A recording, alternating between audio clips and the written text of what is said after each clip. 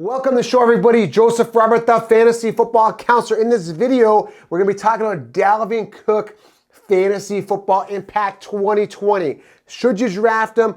Should you stay away? What do you do with Dalvin Cook? Let's get to it.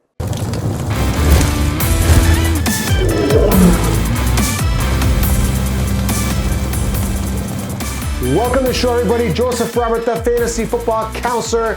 As you heard in the intro, we're talking about Dalvin Cook Fantasy Football Impact 2020. My thoughts on Mr. Dalvin Cook going into the season. Now, if you look at last year's rankings, Cook was not in the top 10. Going into 2020, he's actually sitting top 5 right now, according to the Fantasy Football Consensus rankings, which I like to call Consheepsis if you're new to the channel. So I'm going to discuss on if you should draft him, why you should not draft him, and the points, and basically back up my reasoning on why you should do either or. Before I get into that, guys, very, very important, I've just opened up a group on Discord. There is a link below, guys, a free chat, free community, building the largest community. It is the largest community for fantasy football. So join on Discord, guys. There is a link here below. You download the app, you join the group called The Council.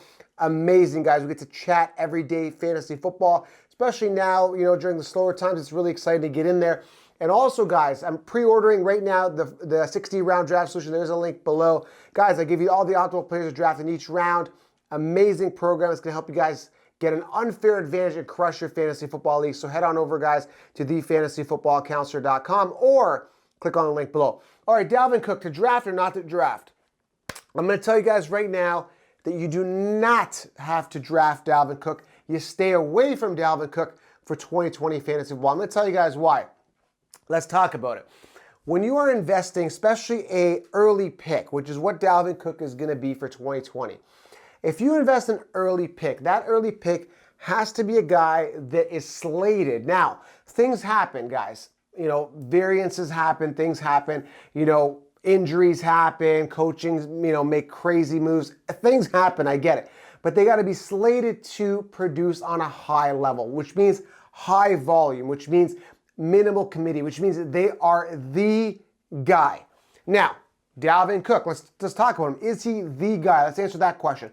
I'm going to say yes and no. He is technically the guy, but understand, guys, Alexander Mattison had 100 attempts last season, averaging 4.6 yards per carry.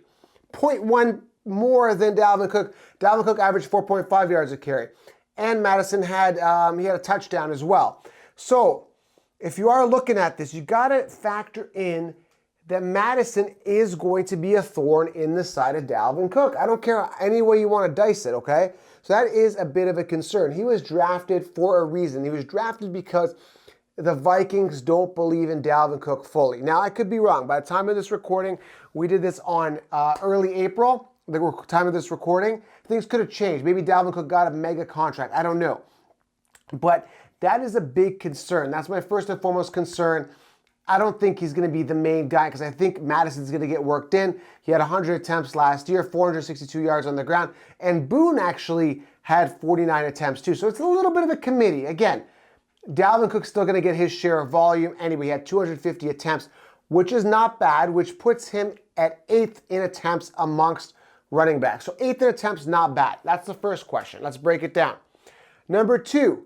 Why you shouldn't draft Dalvin Cook, and this is probably one of the most important reasons. I know it's obvious, but you got to really consider it because, again, the mainstream are going to be riding him heavily. Now, I want to tell you guys something before I get into this even more and to discredit the mainstream and how they're cookie cutter. Last year, everybody was riding Le'Veon Bell. Le'Veon Bell's amazing, they said. Le'Veon Bell is a top 5, top 10 back. He was easily in the top 10. And he was drafted at the end of first round amongst all drafts, all mock drafts. I've done thousands of mock drafts last year. Everyone said Le'Veon Bell, except for me. I said Le'Veon Bell was a product of the Steelers offense, the O-line, and we saw Connor and D'Angelo Williams perform on the same level, even better at times than Le'Veon Bell when they were on the Steelers. So he was simply a product of that. Going to a new team with the Jets, different offensive line, they didn't have any really good receivers, younger quarterback, they didn't have Big Ben. I knew that Le'Veon Bell would decline. Now he's ranked 21st as of, again, the recording early April.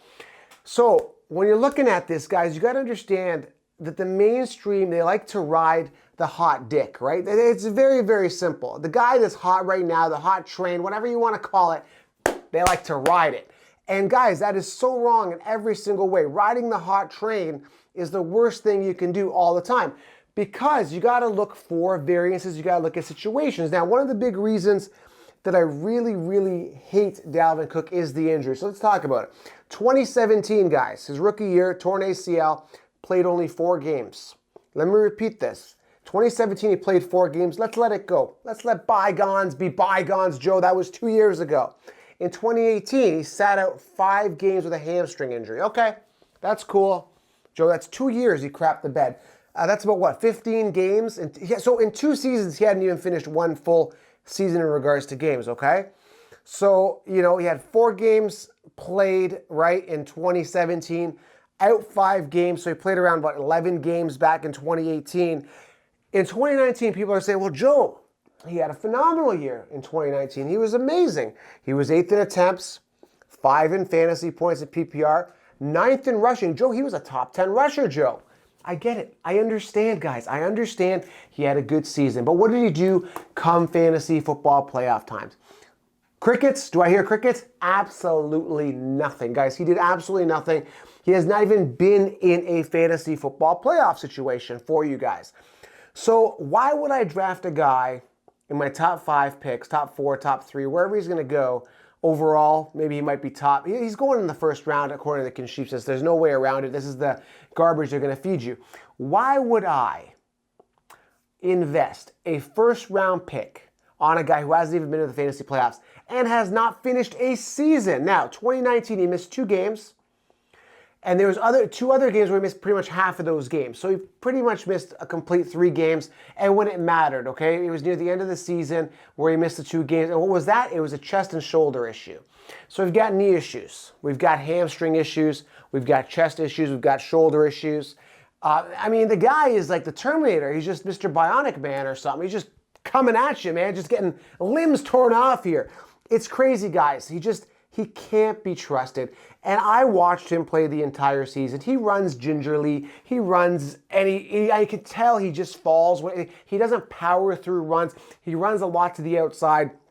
What he's doing, guys, is he's preserving his body for a mega contract.